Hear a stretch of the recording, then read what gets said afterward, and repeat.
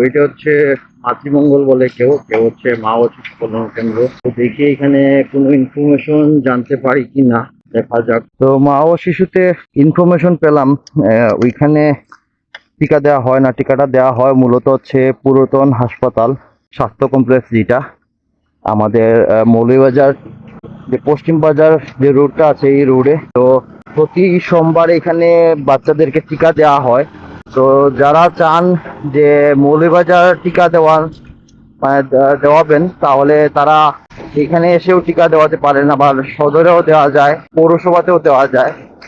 সপ্তাহে কয়েকটা নির্দিষ্ট ওদের সাপ্তাহিক ডেট আছে ওই ডেটগুলাতে। তো যাই হোক, আমার যেহেতু বাড়ি হচ্ছে মুন্সিবাজার, আর আমার ছেলে বর্তমানে আছে নানা বাড়িতে, সেজন্য আসলে ইনফরমেশনটা কালেক্ট করা দরকার ছিল যে বর্তমান এবং যে স্থায়ী ঠিকানা, এটা নিয়ে কোনো প্রবলেম হবে কিনা।